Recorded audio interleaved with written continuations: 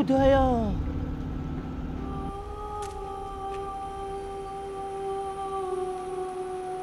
Hello sir, इधर। Hello.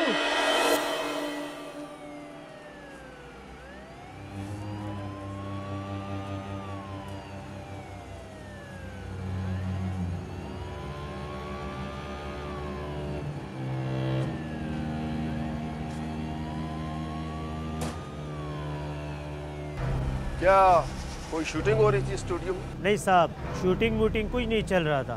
Studio में बस रिहर्सल चल रहा था। कितने लोग थे रिहर्सल में और किसकी रिहर्सल थी? डायरेक्टर कौन था? साहब, डायरेक्टर का नाम जुल्फिकार अहमद है और 10-12 लोग रिहर्सल कर रहा था। 1 बजे तमाम लोग चला गया। हम ऐसे ही चक्कर के वास्ते इधर आया और हमने रबाब बीबी का लाश देखा।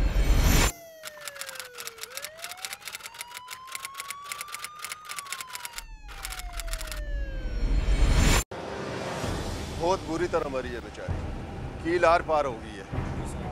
ये बता कि कोई लड़ाई झगड़ा हुआ था? पता नहीं साहब, हमारा ड्यूटी मेन गेट के ऊपर है। हम तो ऐसे ही चक्कर लगाने वास्ते इधर आ गए। तो वैसा करो कि तमाम शवाहिद इकट्ठे कर लो। क्या नाम बताया था तुमने डायरेक्टर का? जुल्फिकार अहमद साहब। जुल्फिकार अहमद कहाँ मिलेगा ये? साहब, इसका तो हमको पता नहीं, पर नंबर है उसका हमारे पास। नंबर दो मुझे। ये साहब, ये नंबर है। अगाथा क्रिस्टी के मशहूर ज़माना खेल द माउस ट्रैप से माहूस कातिल कौन? आखिर कातिल कौन? सर, वो हम एक जासूसी ड्रामा कर रहे हैं। अच्छा, तो तुम्हारे इस ड्रामे में कत्ल किसका होता है? बस सर, इत्तेफाक से ड्रामे में भी रुबाब का ही कत्ल हो जाता है। मैं तो बहुत सदमे में आ गया हूँ सर। मेरे प्ले का इतना अहम हिस्सा अब इस दुनिया में नहीं रहा। हालांकि वो नई लड़की थी सर, लेकिन उसमें बहुत सलाहियतें थी आगे जाने की। देखो जुल्फिकार अहमद, हम यहाँ रुबाब का ताज़ीती जलसा करने नहीं आए, हम उसके कत्ल की तफ्तीश करने आ रहे हैं। बताओ क्या जानते हो तुम? सर, कुछ भी नहीं जानता सर। आपने जब मुझे कॉल की तो मैं तो सख्ते में आ गया सर। देखो जुल्फिकार अहमद, तुम इस ड्रामे के डायरेक्टर हो, कैप्टन ऑफ द शिप। तमाम आर्टिस्टों और क्रू की जिम्मेदारी तुम्हारी बनती है। स्टूडियो से बाहर तुम्हारी एक आर्टिस्ट की लाश मिली है और तुम अनजान बन रहे हो।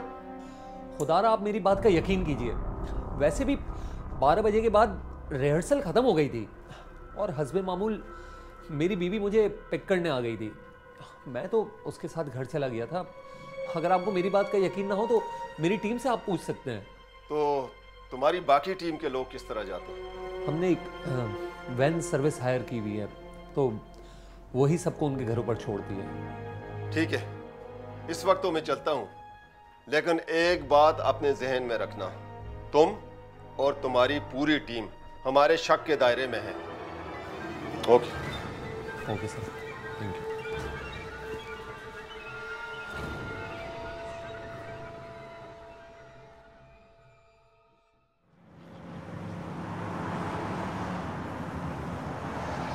मैडम, पोस्टमार्टम रिपोर्ट के मुताबिक गर्दन पे, चेहरे पे और हाथों पे तशद्दुद के निशानात मिले हैं। अच्छा इंस्पेक्टर साहब, लाश और जाए वारदात से इसके अलावा कोई शवाहिद मिले हैं? जी मैडम, लाश के कपड़ों पर से हमें एक एयर स्टैंड भी मिला है, जिसे हमने डीएनए टेस्ट के लिए लेबॉर्ट्री भिजवा दी है। और इसके अलावा तफ्तीश में मजीद कोई मालूमात मिली? अभी तो हमने ड्रामा के डायरेक्टर जुल्फिकार से इब्तदाई तफ्तीश की है और वो ड्रामे का हीरो भी है। बाकी कास्ट और क्रू को मैंने स्टूडियो में ही बुलाया है। अच्छा, इस फाइल में मकतूला के सेल फोन का रिकॉर्ड तो नहीं है ना? नहीं मैम, इसमें रिकॉर्ड नहीं है। असल में मैडम, लाश के पास से मकतूला का बैग भी मिला है, जिसमें उसका सेल फ़ोन भी था। जब मैंने चेक करने के लिए सेल फ़ोन ऑन किया तो वो ऑन नहीं हो रहा था। इसका मतलब ये है कि बैग गिरने से वो सेल फ़ोन भी ख़राब हो गया। वैसे मैंने सेल फ़ोन कंपनी से रब्ता किया है। उन्होंने कहा कि इंशाल्लाह 1-2 दिन में उसकी जितनी कॉल्स हैं और मैसेजेस हैं उनका रिकॉर्ड आपको मिल जाए। ठीक।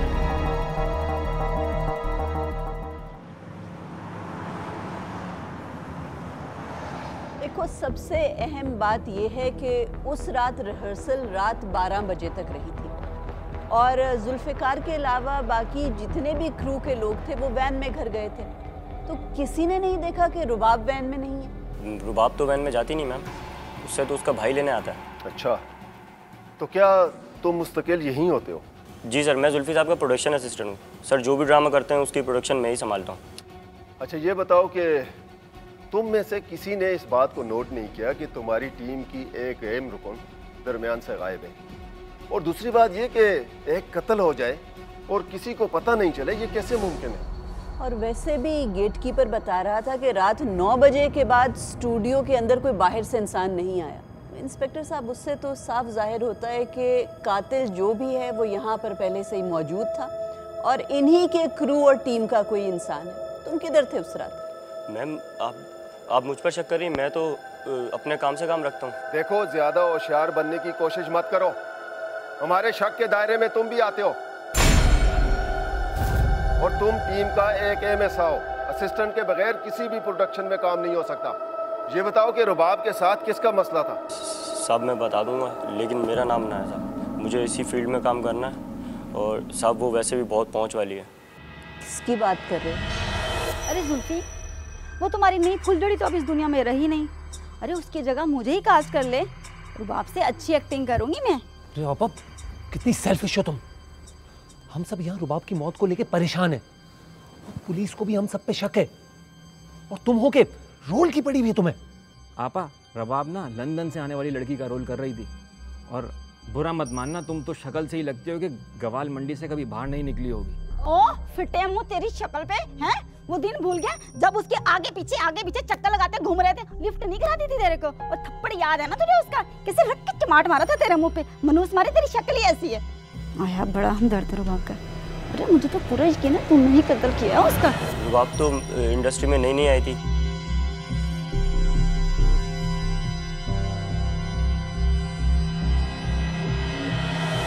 मुझे अच्छे से याद है कैसे उस दिन तू बोल रहा था तुझे अब मैं नफरत का मजा चखाऊंगा। पुलिस को ये बात बता दी ना मैंने तो सीधा अंदर जाएगा तू। क्या बकवास कर रही हो तुम? मैंने कोई कत्ल नहीं किया। क्या बताओगी पुलिस को? और मुझे पता है झगड़ा तुम्हारा भी हुआ था। मैं भी पुलिस को सब बता दूंगा कि तुम ही ने कत्ल किया है। कोई भी मेट्रोपॉलिटन मैजिस्ट्रेट या जुडिशियल मैजिस्ट्रेट, ख्वाह उसका ज़ेरे तफ्तीश मुकदमे से ताल्लुक हो या ना हो, क्रिमिनल प्रोसीजर कोड के सेक्शन 164 के तहत मुल्जिम का एतराफ़ जुर्म या गवाह का बयान मुल्जिम या गवाह के वकील की मौजूदगी में रिकॉर्ड कर सकता है। कोई पुलिस अफसर इस दफा के तहत बयान रिकॉर्ड नहीं कर सकता, ख्वाह उसे वक्ती तौर पर मजिस्ट्रेट के इख्तियारात भी तफवीज़ कर दिए गए हों।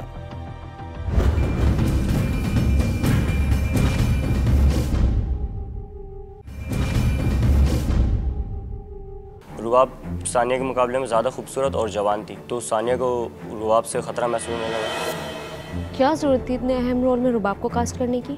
क्यों? रुबाब में क्या खराबी है? अच्छाई क्या है उसमें? अभी नई तो आई है और तो और एक्टिंग तो उसे नाम को नहीं आती। अरे यार, बहुत टैलेंटेड लड़की है वो।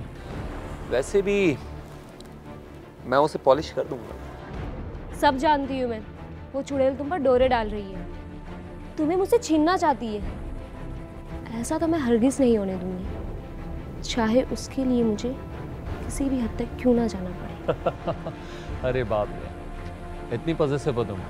मुझे तो तुमसे डर लग रहा है। अरे भाई, कहीं कुछ उल्टा सीधा ना कर बैठना। मेरा और रुबाब के बीच सिर्फ एक मामला है, वो भी उस्ताद और शागिर्द जैसा, बस। हाँ, जैसे मैं तो कुछ जानती ही नहीं हूँ। एक नंबर की दिल फेंक हो तुम। अरे यार, दिल तो हमने कब से तुम्हें दे रखा है और इंसान के सीने में सिर्फ एक ही दिल होता है। अच्छा, ऐसी बात है तो छोड़ दो एनी को, कर लो ना मुझसे शादी। एनी मेरे बच्चों की माँ है, ऐसे कैसे छोड़ दूं मैं उसे? लेकिन तुम तो जानती हो ना कि मोहब्बत सिर्फ मैं तुमसे ही करता हूं यार।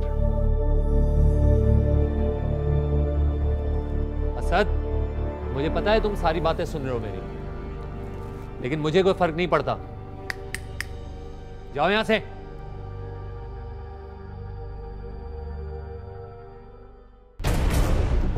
सानिया, आपको ये खतरा था ना कि रुबाब थिएटर इंडस्ट्री में आपकी जगह ले लेगी और आपको इस फील्ड से बिल्कुल आउट कर देगी? नहीं नहीं, बिल्कुल नहीं। इस फील्ड में तो लोग आते रहते हैं।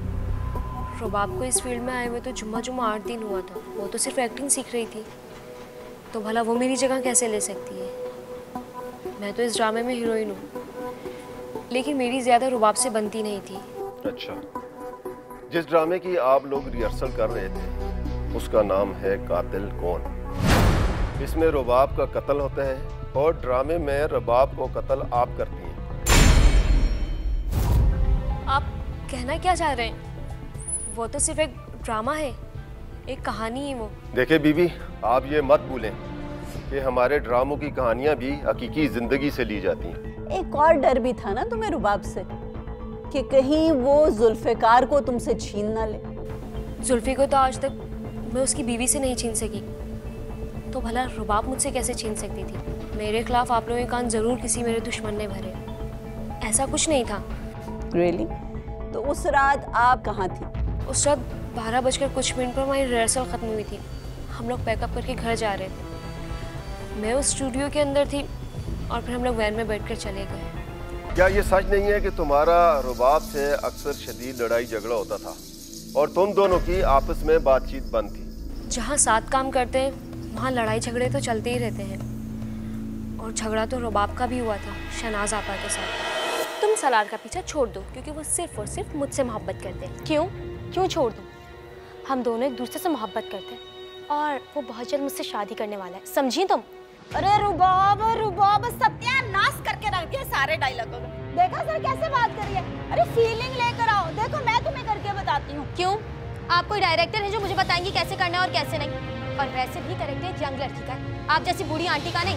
अरे हिम्मत कैसे पड़ी मुझे आंटी बोलने की? हैं? 1-2 माह छोटी है और मुझे आंटी बोल रही है। अरे अभी मेरी उम्र ही क्या है? कुछ तो अल्लाह का खौफ करे, कैसी बातें कर रही हैं आप? जवान बच्चों की अम्मा लगती है बिल्कुल आप। अरे तू शर्म कर, छम्मक चलो बनी घूमती रहती है, लटके झटके दिखा के ना जुल्फी सर को फंसाया होगा तूने। मुझे नहीं बेवकूफ बना सकती तू। तमीज से बात करें, आपको तमीज? बाल छोड़े मेरे, तमीज नहीं है आपको क्या? अरे छोड़ूंगी नहीं तुझे। छोड़े तो बाल तो छोड़े मेरे। यार come on guys, come on.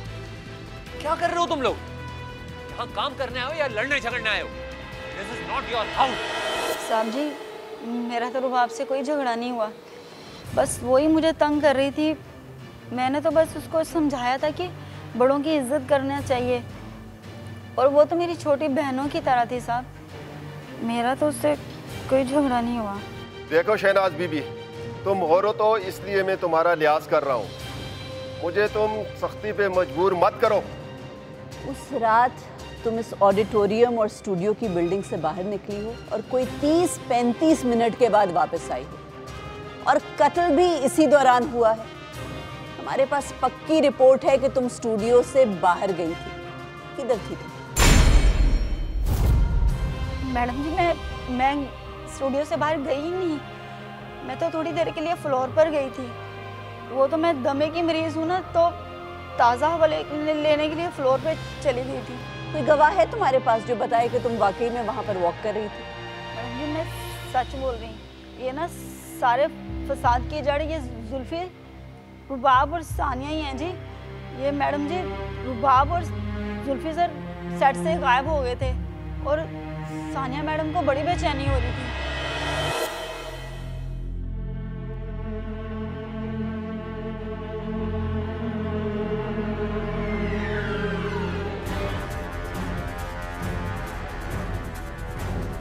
आपने जुल्फी को कहीं देखा है? कॉल पिक नहीं कर रहा। अरे जुल्फी कहाँ होगा? होगा रुबाब के पास। जहाँ रुबाब होगी वहीं तो जुल्फी होगा। उस रुबाब की बच्ची को तो आज छोड़ूंगी नहीं मैं। मिलने दो एक बार उसे।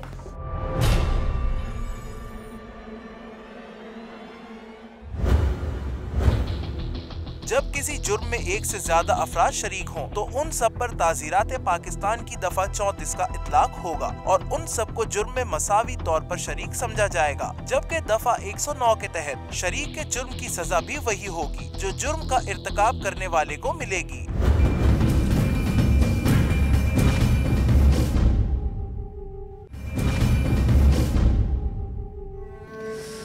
किस मुसीबत में फंस गए हम लोग। वो मनहूस तो मर गई, हमें मुसीबत में डाल गई। अभी तो तफ्तीश शुरू हुई है, पुलिस वाले बाल की खाल निकालते हैं, इतनी आसानी से जान नहीं छूटने वाली। लेकिन एक बात सोचने वाली है, जब रुबाब का कत्ल हुआ तो उस वक्त इस ऑडिटोरियम में और इसके प्रीमिसेस में सिर्फ हम लोग मौजूद थे। इसका मतलब कातिल हम में से ही कोई एक है और पुलिस उसे यकीनन पकड़ लेगी।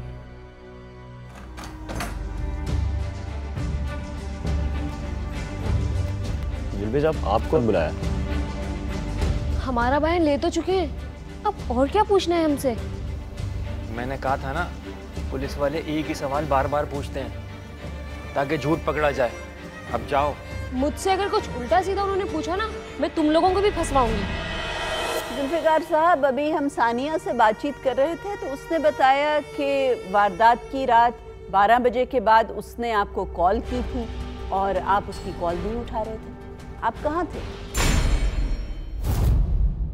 वो दरअसल मेरी वाइफ एनी मुझे पिक करने आ गई थी और मैं एनी के सामने सानिया की कॉल पिक नहीं करना चाह रहा था।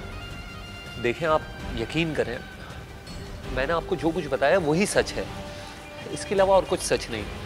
वैसे भी मेरा रिश्ता रुबाब के साथ एक एक्टर और डायरेक्टर का था, ज़्यादा से ज़्यादा आप मुझे उसका मेंटोर कह सकती हैं, इससे ज़्यादा और कुछ भी नहीं। हाँ, लेकिन रुबाब में असल इंटरेस्ट आमिर का था। चलो बोलो। हाँ,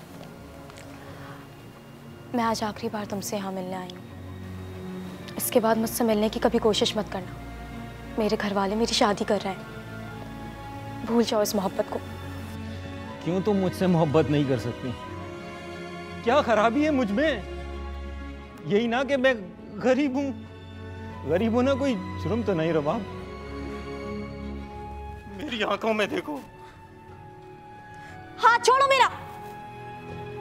स्क्रिप्ट में हाथ पकड़ना नहीं लिखा हुआ है और मुझे मेरे कैरेक्टर के नेम से पुकारो। इस वक्त मैं ड्रामा नहीं कर रहा, अपने दिल का हाल बयान कर रहा हूं। क्यों मुझे इग्नोर कर रही हो? मैं तुम्हें एक दिन जुल्फी जैसा बड़ा डायरेक्टर और आर्टिस्ट बन के दिखाऊंगा।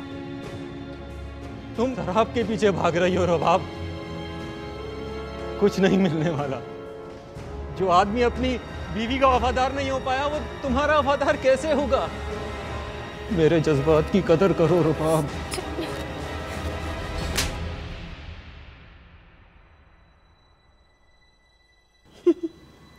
इस बेचारे की तो शामत आ गई। ये इसका फॉलो कर रहे हो तुम? तुम्हें दिखाई नहीं दे रहा हूँ क्या लाइज बोल रहा है? तुम अपनी औकात में रहो मिस्टर। देखो मैं करती क्या हूँ। आने दो जुल्फी को। तुमने इस प्लेस से ना निकलवाया तो देखना।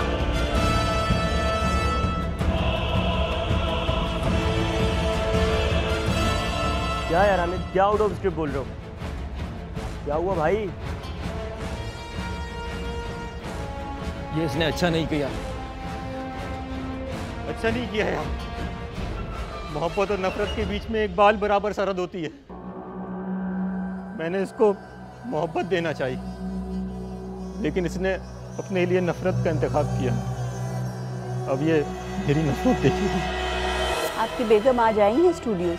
नहीं, वो आप कहें तो मैं फ़ोन करके बुलवा लेता हूँ सर। बुलवाएं इनके। हाँ जी, ठीक है।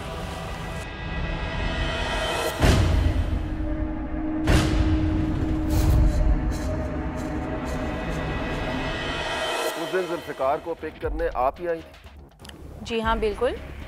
मैं रोज़ जुल्फी को रिहर्सल के बाद पिक करने जाती हूँ। उस रोज़ भी गई थी। आप गाड़ी कहाँ पार्क करती हैं? मेन गेट पर।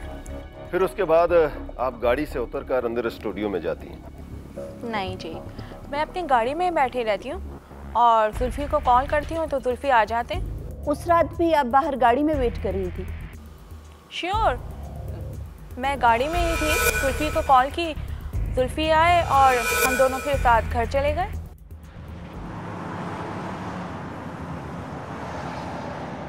मैडम, रुबाब के कपड़ों पे से जो हेयर स्टाइल मिला था वो शहनाज से मैच कर गया।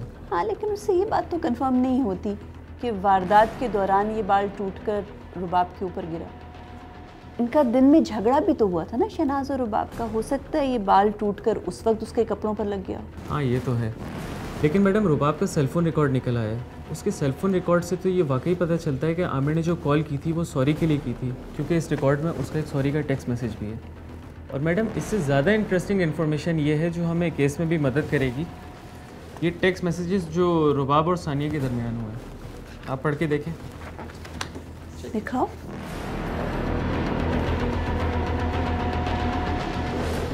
इंटरेस्टिंग। ये सानिया ने रुबाब को मैसेज किया है कि मेरे जुल्फ़िकार का पीछा छोड़ दो, मेरा और उसका ताल्लुक़ पिछले 2 साल से है और वो सिर्फ मुझे बेवकूफ़ बनाता रहा है। उसने अपनी बीवी को नहीं छोड़ा, तुम्हें भी कुछ नहीं मिलेगा। मेरी खातिर जुल्फ़ी तुम्हें भी छोड़ देगा और अपनी बीवी को भी। इनकी तो राइवलरी चल रही थी जुल्फ़िकार की वजह से। इंस्पेक्टर साहब से ज़रा मालूम करो कि ऑडिटोरियम की पार्किंग एरिया और मेन गेट की सीसीटीवी कैम फुटेज मैंने मंगवाई थी, क्या वो आ गई है? ठीक है, मैं पता करके बताऊँ। सीआरपीसी के सेक्शन 161 के तहत कोई भी तफ्तीशी पुलिस अफसर मुलजिम का बयान रिकॉर्ड कर सकता है और मुलजिम हर सवाल का जवाब देने का पाबंद होगा। ये बयानात वाहिद मुतकल्लिम के सीगे में रिकॉर्ड होंगे, यानी गवाह या मुलजिम जो बयान देगा मनोअन वैसे ही लिखा जाएगा। बयान देने वाले के बयान पर दस्तखत भी लाजमी है और मुलजिम को इसके बयान की नकल भी फराहम की जाएगी। इस बयान का मवाद इस्तगासा या वकील सफाई मुकदमे में एक सबूत के तौर पर इस्तेमाल कर सकता है।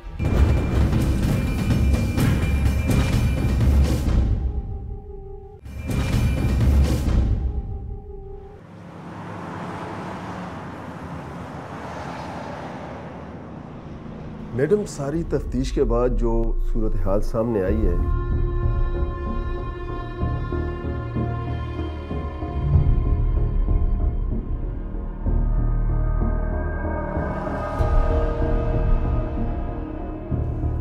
मेरे ख्याल में तो हमने जितने सस्पेक्ट्स की लिस्ट बनाई है उनमें ये 2 लोग हैं जिन पर मुझे ज़्यादा शक जा रहा है। इन दोनों लोगों को समन करवाएं जरा, अदालत में दूध का दूध और पानी का पानी हो जाएगा। ठीक है, मैं आज ही समन करवा देता हूँ और इनको बुलवा लेता हूँ अदालत। जुल्फ़िकार साहब, वारदात की रात 1:20 से लेकर 1:25 तक आपके सेलफोन पर 4 मिस्ड कॉल्स मौसूल हुई, जिनमें से 1 कॉल तो सानिया साहिबा ने आपको की और 3 मिस्ड कॉल्स आपकी बेगम कुरतुल ऐन ने आपको की। क्या आप अदालत को बताना चाहेंगे कि इन औकात में आप कहाँ थे? एक्चुअली एनी मुझे लेने आई थी और वो बाहर गाड़ी में ही बैठी हुई थी। मैंने देखा कि एनी की कॉल आ रही है तो मैं बाहर आ गया और फिर हम वहां से चले गए। आप झूठ बोल रहे हैं, क्योंकि रात 1 बजे के बाद से ना तो आपके वेयरअबाउट्स के बारे में कोई खास इंफॉर्मेशन मिल सकी और ना ही रुबाब के बारे में जाना जा सका कि रात 1 बजे के बाद ऑडिटोरियम, स्टूडियो या उसके बाहर वो कहाँ थी। और आप अपना सेलफोन अटेंड नहीं कर रहे थे। इससे तो साफ जाहिर है कि 2 लोग मिसिंग हैं एक ही लोकेशन पर। आप अपना सेलफोन इसलिए नहीं अटेंड कर रहे थे क्योंकि उस वक्त आप रुबाब के साथ थे। योर ऑनर, रुबाब की पोस्टमार्टम रिपोर्ट भी यही बताती है कि टाइम ऑफ डेथ रात 1 बजे से लेकर रात 2 बजे तक का है और इन टाइमिंग्स में रुबाब आपके साथ थी। अब आप अदालत को बताएंगे कि आपने उनको क्यों कत्ल किया? देखिए, मुझे कुछ नहीं पता और वैसे भी सानिया रुबाब की दुश्मन थी। आप लोगों ने इसे तो छोड़ दिया। जी हाँ, हमने पूरी तफ्तीश करके सानिया को छोड़ा है क्योंकि सानिया ने तफ्तीश के दौरान कोई झूठ नहीं बोला। उसके बरक्स आप और आपकी बेगम कुरतुल ऐन ने पुलिस की तफ्तीश के दौरान झूठ बोला है। योर ऑनर, तफ्तीश के दौरान कुछ नए शवाहिद सामने आए हैं जिनसे ये मालूम हुआ है कि ये दोनों मियां बीवी पुलिस के सामने गलत बयानी से काम लेते रहे हैं। इसके अलावा योर ऑनर, इन शवाहिद से हमें कत्ल का मोहरिक भी मालूम हो गया है।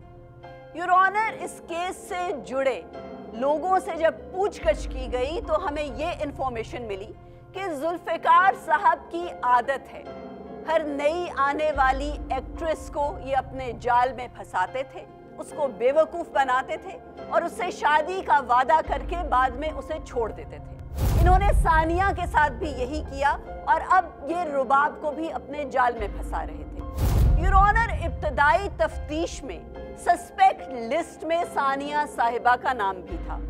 हमने उनका जब फोन रिकॉर्ड चेक करवाया तो हमें कुछ इंटरेस्टिंग टेक्स्ट मैसेजेस की हिस्ट्री मिली और वो टेक्स्ट मैसेजेस मकतूला रुबाब और सानिया साहिबा के दरमियान की गई कॉन्वर्सेशंस के थे, जिसमें साफ तौर पर दोनों की रकाबत जाहिर होती। और रुबाब ने टेक्स्ट मैसेजेस में यहाँ तक लिखा था कि सानिया, जुल्फिकार तुम्हें तो बेवकूफ बना गया, लेकिन मैं अपने साथ ऐसा नहीं होने दूंगी।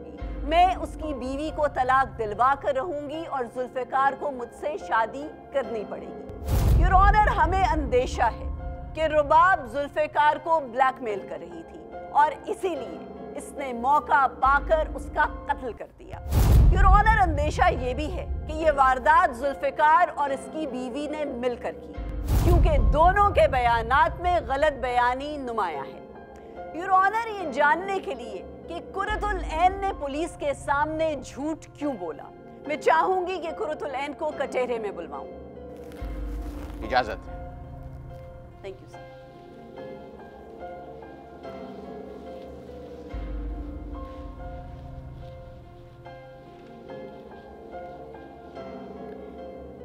कुरतुल ऐन साहिबा, आपने और आपके शौहर जुल्फिकार दोनों ने पुलिस के सामने ये बयान दिया था कि वारदात की रात आप अपने शौहर को लेने स्टूडियोज गईं, आपने गाड़ी स्टूडियोज के अहाते में पार्क की और आप पार्किंग में ही बैठी रही।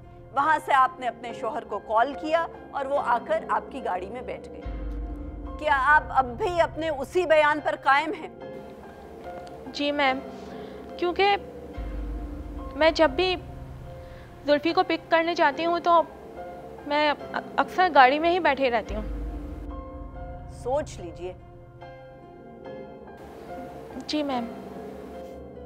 योर ऑनर, ये खातून भरी अदालत में एक मर्तबा फिर झूठ बोल रही है। सर, 9 नवंबर की रात 1:26 की वीडियो जो इस वक्त आपकी टेबल पर मौजूद है, अगर आप देखें, ये स्टूडियो के पार्किंग लॉट की वीडियो है योर ऑनर। इसमें साफ तौर पर देखा जा सकता है कि 1:26 पर ये खातून अपनी गाड़ी से निकली और उसी सिमत की तरफ रवाना हुई जहां पर जाए वारदात है और तकरीबन 8 मिनट के वक्फे के बाद इसी सीसीटीवी फुटेज में साफ तौर पर देखा जा सकता है कि कुरतुल ऐन और जुल्फिकार तेजी से तकरीबन भागते हुए आए हैं, अपनी गाड़ी में बैठे, गाड़ी स्टार्ट की और तेजी से गाड़ी गेट से बाहर निकली। योर ऑनर, इनसे पूछिए तो ये घबराहट और तेजी किस बात की थी। इनसे ये भी पूछिए कि अदालत में ये झूठा बयान क्यों दे रही है कि ये गाड़ी से बाहर नहीं निकली थी। क्या ये अपने शौहर का जुर्म छुपा रही हैं? क्या ये चशमदीद गवाह हैं या ये इस वारदात में बराबर की शरीक हैं? क्या बताएंगी आप अदालत को? मुझे कुरतुल ऐन, तुम अदालत का वक्त जाया कर रही हो। इस सीसीटीवी फुटेज में साफ जाहिर है कि तुम गाड़ी से उतर कर गई और फिर 8 मिनट के बाद तुम दोनों मियां बीवी भागते हुए आए और गाड़ी में बैठ के फरार हो गए। अब सीधी तरह खड़ी हो जाओ और साफ साफ बताओ कि रुबाब का कत्ल कैसे हुआ था। आपने जो कुछ भी पूछना है मेरे शौहर से पूछिए। पागल हो ही हो गया तुम, हैं? होश में हो? मैं बताऊं कि क्या हुआ था? अरे तुम्हारी वजह से आज मैं इस मुसीबत में हूं, मेरा करियर दांव पे लग गया है पूरा, और तुम कह रही हो कि मैं बताऊं। मैं तो मुसलसल तुम्हें बचाने की कोशिश कर रहा हूं और तुम हो के मुझे को बचाने की कोशिश कर रही हो। आज ये नौबत भी तो आप ही की वजह से आई है। आपकी हरकतें ही ऐसी है जिसकी वजह से आज हम यहाँ खड़े हैं। मेरी हरकतों की वजह से यहाँ खड़ी हो तुम? अरे तुम्हारी वजह से मैं आज इस कटहरे के अंदर खड़ा हूं, सिर्फ तुम्हारी वजह से। Order, order. अदालत के डेकोरम का ख्याल रखें आप दोनों। मुल्ज़िमा कुरतुल ऐन, साफ साफ बताओ कि रुबाब की मौत कैसे हुई थी। जज साहब, मेरी शुरू से कोई प्लानिंग नहीं थी।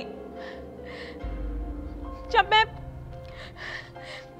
मुसलसल जुल्फी को मिस कॉल दे रही थी, जुल्फी मेरा फोन पिक नहीं कर रहे थे। मुझे परेशानी हुई और गुस्सा भी आने लगा। मैं गाड़ी से उतरी, जब मैं वहां पहुंची तो मैंने देखा कि पागल बना रहे हो तुम मुझे, धोखा दे रहे हो, बुज़दिल हो तुम, कायर हो। ठीक है, वो आ जाएगी ना तुम्हें लेने, मैं उससे खुद बात करूंगी। अरे रुबाब, बात सुनो मेरी यार।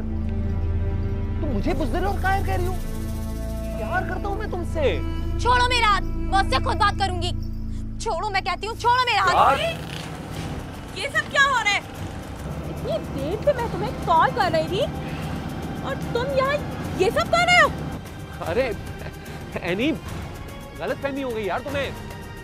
सीन करवा रहा हूँ, रिहर्सल चल रही है यार। कोई सीन नहीं है ये, मुझे तुमसे बात करनी है। देखो, हम दोनों एक दूसरे से मोहब्बत करते हैं, शादी करना चाहते हैं, और ये तुम्हारी वजह से मुझसे शादी नहीं कर रहे, डरते हैं ये तुमसे। काली चुड़ैल, डायन, एक नागन से मैं पहले ही परेशान थी और अब तू भी मेरा घर बर्बाद करने आई है। मैं कहती हूँ इसे तलाक दो फौरन। जब मैं जुल्फी के पास पहुंची तो रुबाब उल्टा मुझ पर बरस पड़ी। बात हाथापाई तक जा पहुंची। मैं खुद को बचाना चाह रही थी, पता नहीं रुबाब को क्या हो गया था, वो मेरी जान लेने पे आ गई थी। इसी हाथापाई में मुझसे धक्का लग गया और वो कील पे जा गिरी। लेकिन जैसा आप, मैं माफी चाहती हूँ।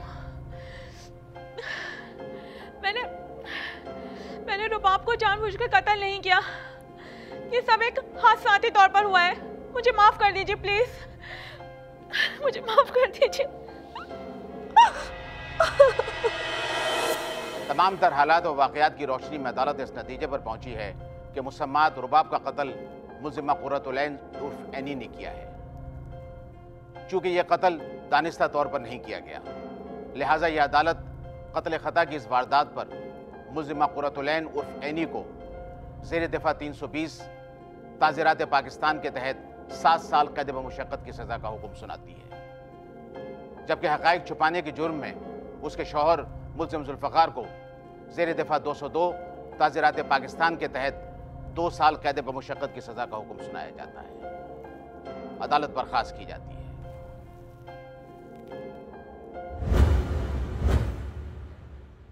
कोर्ट नंबर 5 में अगर आप भी कोई केस पेश करना चाहते हैं तो हमें ईमेल करें court5@sama.tv।